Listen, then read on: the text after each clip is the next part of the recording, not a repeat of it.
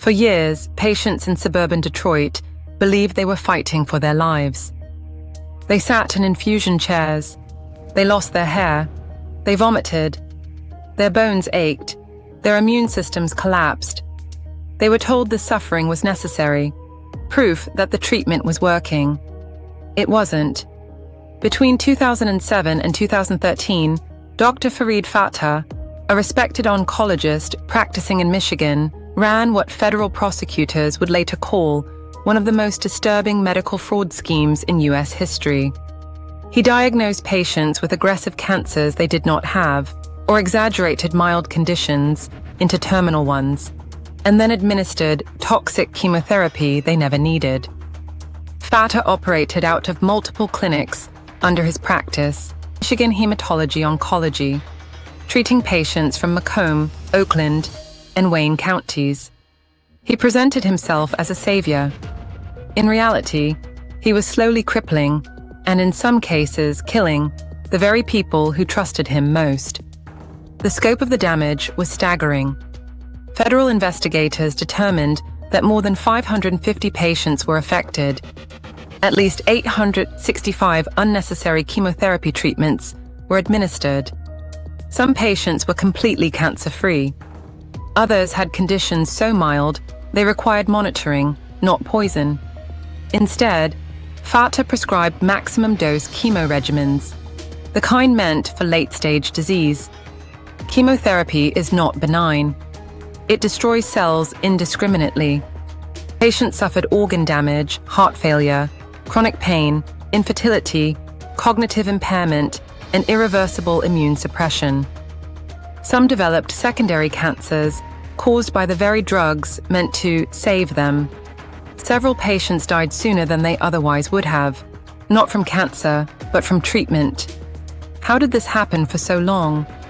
Farid was meticulous. He manipulated pathology reports. He altered medical records. He intimidated staff and silenced dissent. Nurses who questioned him were brushed aside or pushed out. Patients who felt worse were told that worsening symptoms meant the cancer was fighting back. Behind the scenes, the money flowed.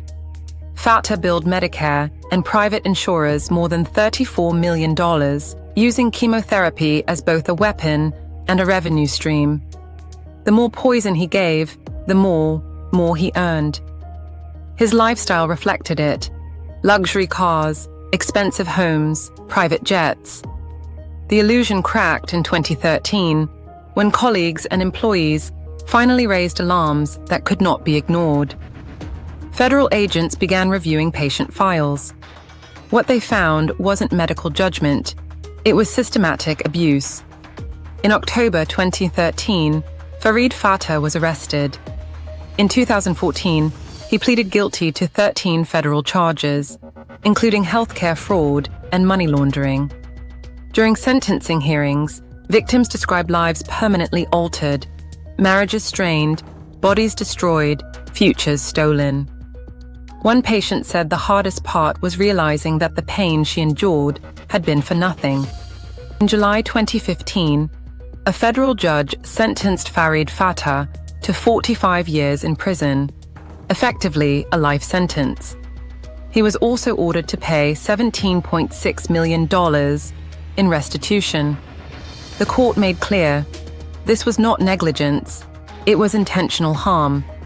Today, Farid remains incarcerated in the federal prison system, stripped of his medical license, his authority, and his carefully constructed image.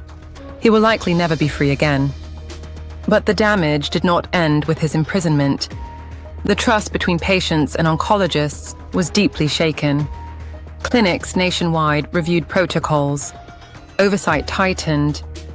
But no safeguard can fully repair what Farid's victims lost. The years stolen, bodies broken, the belief that a doctor's oath still meant protection. This was not a crime of passion. It was not a momentary lapse. It was a calculated betrayal, carried out under fluorescent lights, behind closed doors, one IV drip at a time. And the most chilling part is this: the patients did everything right. They trusted the man in the white coat.